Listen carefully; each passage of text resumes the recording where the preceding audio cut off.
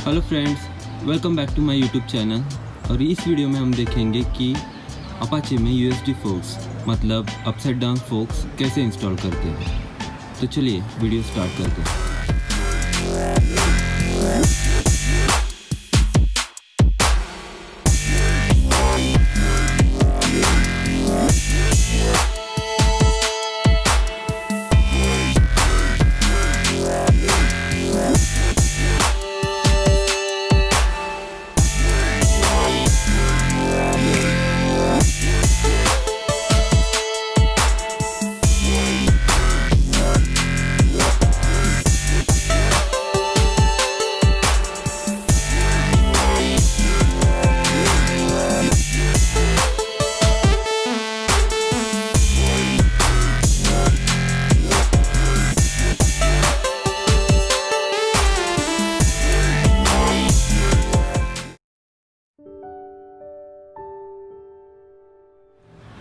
USD focus installation के बारे में जानने से पहले ये जान लेते हैं कि रेगुलर जो सस्पेंशन रहते हैं टीवीएस अपाचे में उसमें और ये यूएसडी फोक्स है जो अपसाइड डाउन फोक्स है उसमें क्या डिफरेंस रहता है। नॉर्मली टीवीएस अपाचे में कन्वेंशनल फोक्स आते हैं जहाँ पे जो ये मेल ट्यूब है वो ऊपर रहता है और ये जो फीमेल ट्यूब है वो नीचे रहता है।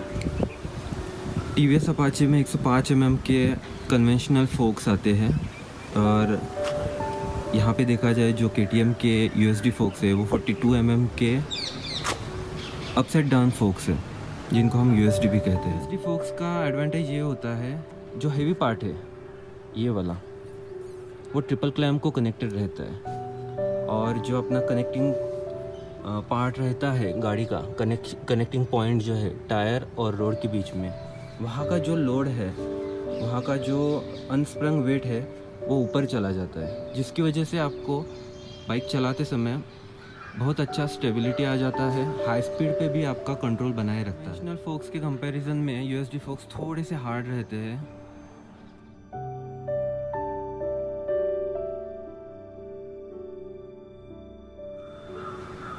इंस्टॉलेशन के लिए आपको क्या क्या लगेगा ये एक्सप्लेन कर देता हूँ। एक तो आपको ये यूएसडी फोक्स लगेंगे और ये जो है ट्रिपल क्लैम्प ये लगेगा, अपर टी लगेगा, यहाँ का जो एक बोल्ट रहता है जो लोअर टी और अपर टी को कनेक्ट करता है और 6 एलन बोल्ट लगेंगे। ये ऊपर 2, नीचे यहाँ 2, उस साइड को 2, 6 और यहाँ 2 और उस साइड। यूएसडी फोक्स अपाचे में जैसे कंपनी फिट करते हैं वैसे नहीं होते, थोड़े से मॉडिफिकेशन करने पड़ेंगे इसमें जो मुझे करने पड़े। ये जो लोअर टी है ट्रिपल क्लैम्प बोलते हैं, यहाँ से जो रॉड अंदर से यहाँ तक जाता है उसका डायमीटर थोड़ा सा मोटा है तो उसको मुझे लेथ मशीन पे जाके उसका डायमीटर थोड़ा सा छोटा करना पड़ा। इतना ही छोटा करना है कि जो अपना नीचे वाला कॉन्सेट है वो कॉन्सेट उस रॉड में बैठ सके। ऊपर वाला कॉन्सेट अच्छी तरह से बैठ जाता है, उसका कोई प्रॉब्लम नहीं है।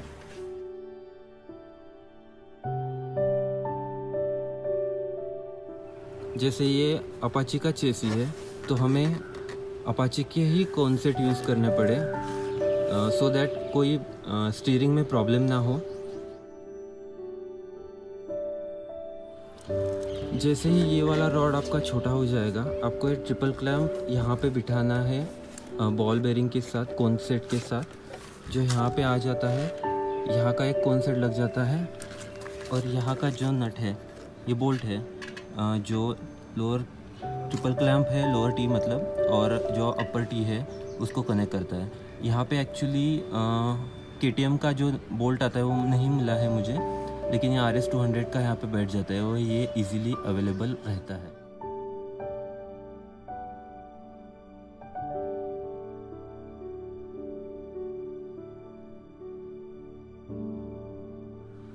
उसके बाद जो मेन प्रॉब्लम आता है कि ये जो है स्टॉपर है जो अपने कितना स्टीयर होना है वहाँ पे लॉक करते हैं, क्योंकि अगर यहाँ पे लॉक नहीं हुआ तो यूएसडी फोक यहाँ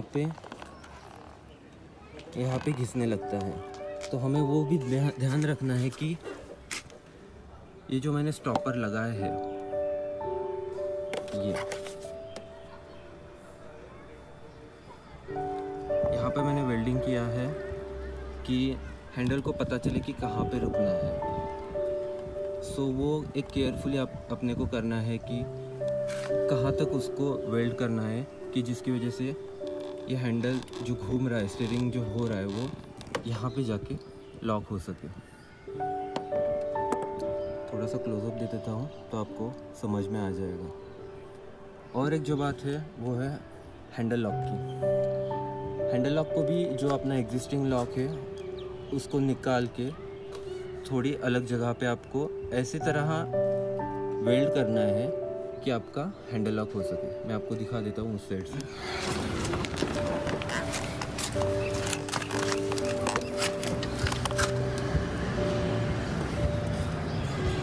आपको दिखाई दे रहा होगा यहाँ पे। सो जब मैं हैंडल लॉक करता हूँ तो इस साइड से हैंडल लॉक हो जाए। आपका ट्रिपल क्लैम्प बैठ गया और अपर टी बैठ गया। लोअर टी अपर टी बैठने के बाद समझो आपका 90% काम ख़त्म हो चुका है। उसके बाद रेगुलर स्टफ़ है कि टायर को जोड़ना है, वहाँ पे मडगार्ड लगाना है,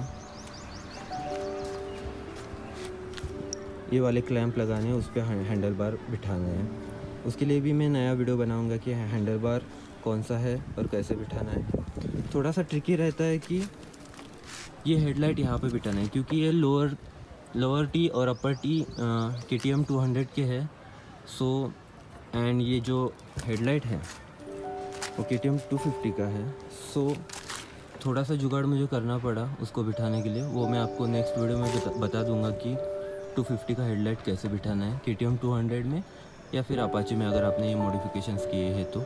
यूट्यूब पे आप वीडियो देखेंगे तो लोगों ने 200 पे भी USD फोक्स बिठाए हैं, पल्सर में बिठाए। पल्सर में इजीली बैठ जाते हैं क्योंकि उनके बॉल बेरिंग्स और जो लोअर टी है वो इजीली अंदर चला जाता है इस पोर्शन में से। अपाची में थोड़ा जुगाड़ करना पड़ता है। लेकिन अगर उनका ख़र्चा देखा जाए तो 70 to 90,000 का ख़र्चा उन्होंने किया है, क्योंकि उन्होंने नए वाले USD परचेज़ किए हैं। सो मुझे नहीं लगता कि इतना खर्चा करना चाहिए किसी भी बाइक पे सिर्फ USD फोक्स के लिए। उसमें नई बाइक भी आप ले सकते हो। मेरा ओवरऑल ख़र्चा आया इसमें 35,000, क्योंकि ये सेकंड में पार्ट लिया मैंने। USD फोक्स मुझे दोनों मिले थे 7,000 में। नया लेना पड़ा क्योंकि जो पहले वाला मैंने सेकंड हैंड लिया था वो RC का था। RC में लॉक सेट यहाँ पे आता है, जो मुझे मेरा लॉक सेट बिठाने के लिए कोई मैकेनिज़्म नहीं है, तो मुझे 200 का लॉक सेट लेना अपर टी लेना पड़ा, जिसकी वजह से मैंने ये अपना ही अपाची का ही लॉक सेट यहाँ पे बिठा दिया है। वो एक आपको 1300 रुपये में मिल जाएगा ब्लैक कलर में। सभी पार्ट ब्लैक कलर में सस्ते हैं और सिल्वर में थोड़े से महंगे हैं। लोअर टी मैंने सेकंड हैंड ही लिया है, वो भी मुझे 1200 रुपये में मिला था। नए की प्राइस शायद 3,000 या 3,500 है। उसके बाद मडगार्ड मैंने नया ही लिया 1200 रुपये में। कॉन्सेट तो मैंने अपाची के ही बिठाए हैं। कॉन्सेट 600-700 की रेंज में आ जाते हैं अपाची के। मॉडिफिकेशन कर रहा था तो नए वाले ही मैंने बिठा दिए थे उसमें। USD बिठाने का ख़र्चा तो 10,000-12,000 में ही हो चुका था, लेकिन USD बिठाने के बाद जो मेरे TVS के अपाची के जो रिम थे वो नहीं बैठ रहे थे, तो उसकी वजह से ख़र्चा बढ़ता गया। जो 35,000 में बोल रहा हूँ, ये जो होल असेंबली मैंने बिठाई है उसका ख़र्चा बता रहा हूँ, क्योंकि अलॉय व्हील मुझे सेकंड में 1000 रुपीज़ में मिले थे, उसका 3,500 नए का प्राइस है, शायद उससे भी ज़्यादा है। टायर इसको मैंने मिशलिन का बिठाया 110 सेक्शन का रेडियल टायर है, उसकी वजह वो भी महंगा है। वो है 4,200 रुपये का। मडगार्ड नया लिया है। ब्रेकिंग के बारे में मुझे कोई रिस्क नहीं लेना था, इसलिए मैंने नया वाला ही डिस्क बिठा दिया। वो 1200 का आया। स्टील ब्रेडेड ब्रेक लाइन ये जो है वो भी महंगी है, वो भी 1200-1300 रुपये की है। कैलिपर मुझे सस्ता मिला था, वो मुझे 1200 तक मिला था, अच्छी वर्किंग कंडीशन में था। ये भी बहुत महंगा पार्ट है। तो जो लोग बता रहे हैं 70-80,000 खर्चा जा रहा है, तो एक्चुअल में जा रहा है क्योंकि जो पार्ट KTM ने रिसर्च करके बनाया है, जैसे स्ट्रेट बेडेड ब्रेक लाइन है, वो महंगी है। जहाँ पे रिसर्च उन्होंने किया है वो पार्ट महंगे जा रही है। ब्रेक पैड सस्ते हैं। ये जो स्पीडोमीटर केबल है वो एक 200 रुपये की है, वो सस्ती है। क्योंकि अपाची का स्पीडोमीटर केबल असेंबली लेने जाओ तो वो 700-800 रुपये का गिरता है, क्योंकि मैकेनिकल पार्ट्स है। तो ओवरऑल मेरा खर्चा बढ़ने का रीज़न यही है कि जो मैं अपाची के पार्ट्स बिठाने वाला था वो मैच नहीं कर रहे थे। So handlebar, USD forks, 390 का रिम, 390 का डिस्क, और ये tyre, disc caliper, brake steel braided brake lines, speedometer sensor, इस सब का खर्चा मुझे 35,000 रुपीज़ आया है। और जो मेरे ओल्ड पार्ट है वो मैंने 10-12 हज़ार तक बेच दिए थे, तो कम से कम 22,000 का खर्चा मुझे इस मॉडिफिकेशन को आया। ये सारी मॉडिफिकेशन करने के बाद क्या क्या फ़ायदा हुआ है ये मैं बता देता हूँ। पहले तो दिखने में बाइक बहुत ही रिजिड लगती है, बीफी लगती है, सेक्सी लगती है। लुक्स तो चेंज हो ही गया है इस बाइक का, लेकिन USD फोक्स के साथ मुझे जो डिस्क ब्रेक और कैलिपर चेंज करना पड़ा, उसकी वजह से ब्रेकिंग पावर 6 से 8 गुना बढ़ गया है। 390 का रिम बिठाने के बाद मुझे 120 सेक्शन का टायर बिठाना पड़ा। रेडियल टायर है मिशलिन का, अच्छा ग्रिप देता है। जो पहले आता था वो अपाची का 90 सेक्शन का टायर आता था, तो 110 सेक्शन का आगे का टायर अच्छा ग्रिप दे रहा है, अच्छी स्टेबिलिटी दे रहा है हाई स्पीड पे भी। उसके बाद USD फोक्स का रिबाउंड डैम्पिंग पहले वाले कन्वेंशनल सस्पेंशन के अगेंस्ट बहुत अच्छा है। हायर स्पीड में या टर्निंग में भी आपको कॉन्फिडेंस बूस्ट करता है। ये जो अपर टी बिठाया मैंने, उसकी वजह से मुझे हैंडल बार चेंज करने का भी मौका मिला था, तो 250 का हैंडल बार बिठाया मैंने। उसकी वजह से मेरा बैठने का जो स्टांस है वो अपराइट पोजीशन में चला गया। कंफर्टेबली मैं अब इस बाइक को राइड कर सकता हूँ, कंपेरेटिव टू जो स्प्लिट हैंडल बार आता था पुराने अपाची में, उसके हिसाब से। ये मुझे एडजस्टेबल क्लच लीवर बिठाने का चांस मिला, जो मैं एडजस्ट करके कौन से भी पोजीशन में ले सकता हूँ। स्लीपर क्लच का वीडियो आपने देखा ही होगा कि स्लीपर क्लच मैंने इसमें बिठाया, तो ये मूवमेंट भी बहुत इजी हो गया है। कॉम्बिनेशन में स्लीपर क्लच है तो राइडिंग भी अच्छा हो गया उसकी, इसके और स्लीपर क्लच के कॉम्बिनेशन के वजह से। स्पीडोमीटर तो सेम ही मैंने बिठाया है। 250 का हेडलाइट बिठाने का मुझे मौका मिला, बहुत ही अच्छा लुक निखर के आ रहा है इस बाइक का उसकी वजह से। USD फोक्स के कुछ डिसएडवांटेजेस भी है। अगर यहाँ पे धूल हो जाती है तो ये जो फोक ऑयल है, सील है, ऑयल सील है, वो लीक करने लगता है। लेकिन और अगर यहाँ से ऑयल लीक हो गया तो डायरेक्टली वो डिस्क कैलिपर पे या डिस्क पे आ जाता है।